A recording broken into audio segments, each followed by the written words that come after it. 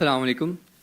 मेरा नाम मोहम्मद अबू बकर है। मैंने इससे पहले bachelor of science in accounting in finance किया है और अभी मैं जामिअतुल रशीद कुलियत शरिया साल सोम का तालिब इल्म हूँ। मेरा सवाल ये है कि मॉडर्न फ़िलासफ़ी में जैसा हम देखते हैं कि जब क्लर्जीमैनशिप से लोग बाहर निकले और स्केप्टिसिज्म के बारे में सोचना शुरू किया, जब इस चीज़ को उन्होंने सोचना शुरू किया तब उन्होंने दुनिया में तरक्की शुरू की है। और हमारे जिस तरह कि आपने अभी थोड़ी देर पहले टेक्नोलॉजी की इतनी ज़्यादा अहमियत का बयान की है, हम लोग अभी तक उसी चीज़ से फंसे हैं। और सेकेंडली, जबकि हमारे इस्लाम में बहुत सारी थॉट्स ऐसी होती हैं जो प्री डिटर्मिंड होती हैं, तो पहले से प्री डिटर्मिंड थॉट्स को लेके मैं एक तख्लीकी जहन कैसे रख सकता हूँ। और चूंकि हमारे यहाँ अभी तक ऐसी टेक्नोलॉजिकल इनोवेशन नहीं हुई, जब वो इनोवेशन नहीं हुई तो मैं जो भी कोई नया इकदाम उठाने जाता हूँ या कदम उठाने जाता हूँ उसके बारे में पहले से याद जाता है कि फ़लाँ चीज़ हराम है, फ़लाँ चीज़ हराम है, फ़लाँ चीज़ हराम है। तो इस चीज़ को मद्देनज़र रखते हुए हम दुनिया में तरक्की कैसे करेंगे? बहुत शुक्रिया। भाई साहब का अच्छा सवाल है। वो कह रहे कि जब हम टेक्नोलॉजी का इस्तेमाल करते हम देखते हैं कि कितनी तरक्की करते, लेकिन जब नई जदीद टेक्नोलॉजी का इस्तेमाल करते फतवे लगते हराम है, सही है, नहीं है, गलत है। अगर आप देखेंगे साइंटिफिक हिस्ट्री को, जो 8th सेंचुरी 9th सेंचुरी 8वीं सदी 9वीं सदी वेस्टर्नर्स कहते थे डार्क एजेस, मतलब अंधेरा का दौर। तो कौन कहते? यूरोपियन कहते हैं कि डार्क एजेस, अंधेरे का दौर। लेकिन अगर आप हिस्ट्री पढ़ेंगे तो मुसलमान चोटी पे थे, और इस पर तकरीर दिया मैंने। 8वीं सदी 9वीं सदी में जब वेस्टर्नर्स कहते थे डार्क एजेस, हम दुनिया में तरक्की नहीं करे, उस टाइम अगर आपको साइंस के बारे में साइंटिस्ट बनना है तो आपको अरबी जानना फर्ज होता था। तो कई गैर मुस्लिम साइंस की तहकीक करने के लिए अरबी सीखते थे। और आप अगर जाएंगे और मेरी पूरी तकरीर सुनेंगे तो father of chemistry, who is the father of chemistry? कौन है? गेबर, वेस्टर्न नाम जाबिर है, जाबिर इब्न हय्यान। उसने ये जो अल्कोहल है, ये अल्कोहल लफ्ज किधर से है? अल्कोहल जो शराब, अल्कोहल OH किधर से है? अरबी लफ्ज से अलगुल। ट्रिग्नोमेट्री को इसने इजाद किया? मुसलमान।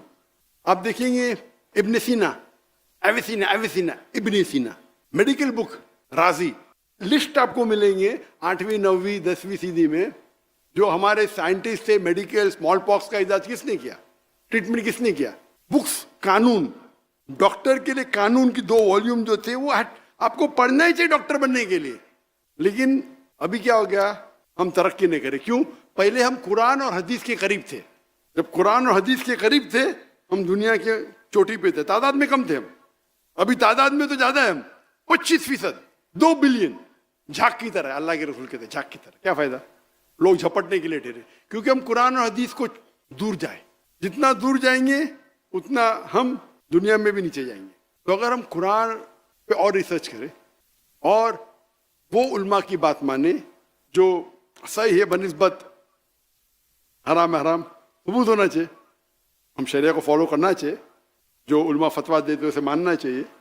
लेकिन कोई भी सही उल्मा कभी भी टेक्नोलॉजी से आपको रोकेगा नहीं।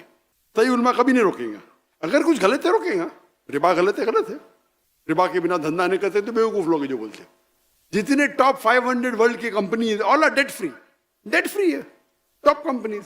तो जो हर एक फन में अलग आलम है। आज की तारीख में इस्लामिक इकोनॉमिक्स में नंबर 1 है मुफ्ती तकी उस्मानी, नंबर 1 दुनिया में।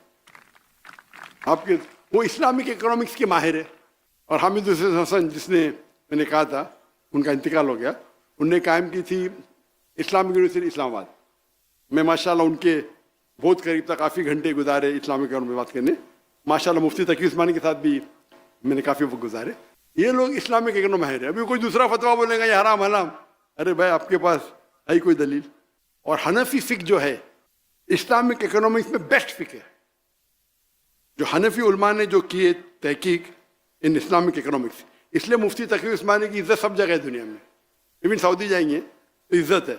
ये सच है भाई, मैं कभी डरता नहीं सच बात कर रहा। क्यों मैं इनको प्रेस क्या, चारों अम्मा की इज्जत करता हूं मैं। तो हमें ये देखना चाहिए। लेकिन एक बात मैं कहूँ क्या नहीं हूँ कि पाकिस्तान में और इस्लामिक केवल होना चाहिए। मुफ्ती तकी उस्मानी साहब है इधर, लेकिन मलेशिया में अभी मलेशिया कॉम्पिटिशन नहीं हो रहा, नहीं तो आप बोले ऑफिस से वीडियो वायरल हो जाएगा। नहीं, लेकिन मलेशिया पाकिस्तान का कोई इतराज नहीं लेगा। इंडिया पाकिस्तान में इतराज होता है तो मलेशिया का बोल सकता हूँ ना मुफ्ती साहब। मलेशिया में जो प्रैक्टिकल इस्लामिक बैंकिंग है बहुत अच्छी है। वहाँ नंबर 2 शेख दाऊद बकर, वो नंबर 2 आते, वो मलेशिया में। लेकिन प्रैक्टिकली इस्लामिक बैंकिंग जो मलेशिया में वो और आम है। यहाँ मैं पूछ रहा था, कौन कह रहा था 23%, कौन इस्लामिक बैंकर कह रहा था कि 23%, वो भी अच्छी बात है, 23% of the banking is Islamic banking. Malaysia में और ज़्यादा तादाद है। हालांकि मलेशिया में 63% मुसलमान है, तो वहाँ कम होना चाहिए ना।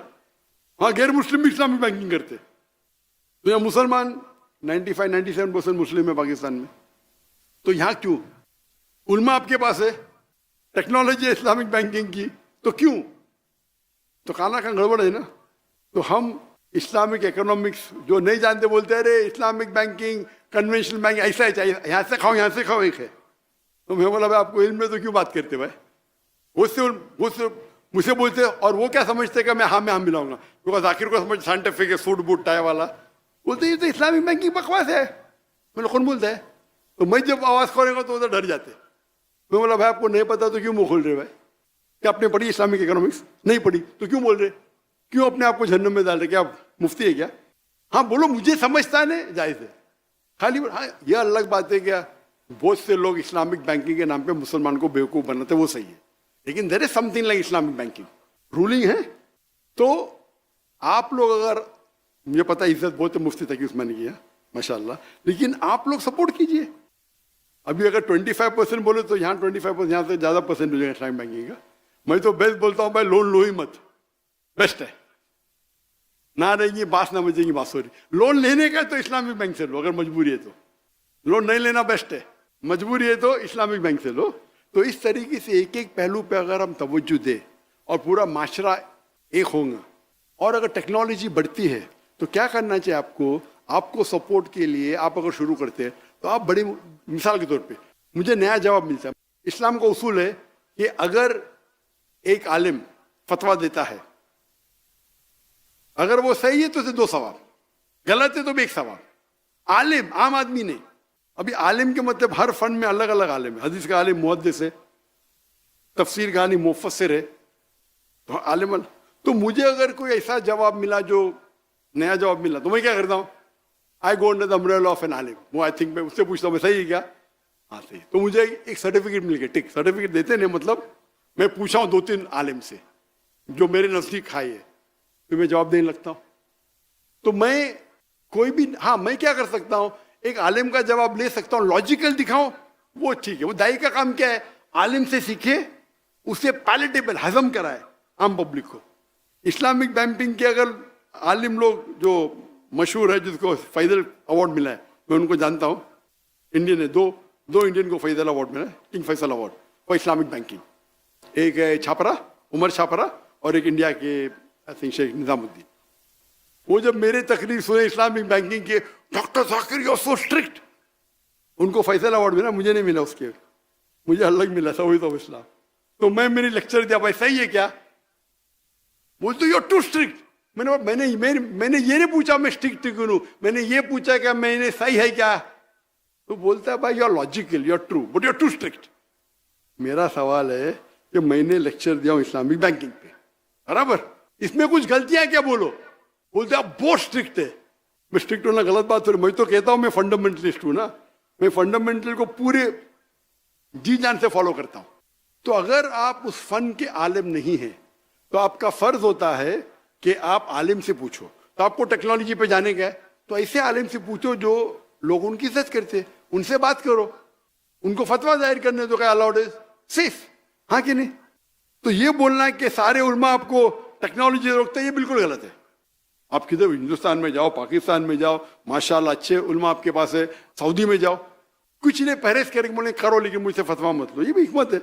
करो लेकिन मुझसे फतवा मत लो, क्योंकि फतवा अलग होता है, तकवा अलग होता है। एक होता है भाई जरूरी है, तो हमारे मकासद शरिया में अलाउड है, फतवा तो नहीं सकते, लेकिन करो मतलब वो आलिम ने आपके सिर पे हाथ रखा है, आप उससे फतवा मत लो, आप समझे ना?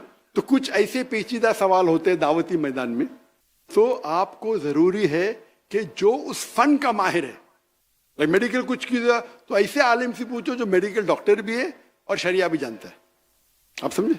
तो आप अगर शुरू करेंगे तो उनको कॉन्फिडेंस में लो। हो सकता है वो आपको 2-3 राय बोलेंगे, उसकी बात मान लो, मे बी आपका 100% 80% तो काम हो जाएगा ना। ना मुझे 100% करने का, 80% तो करो। तो इस तरीके से हमें साथ में लेके चलना थे। इंशाल्लाह अल्लाह आपके साथ होगा। Hope the answers the question.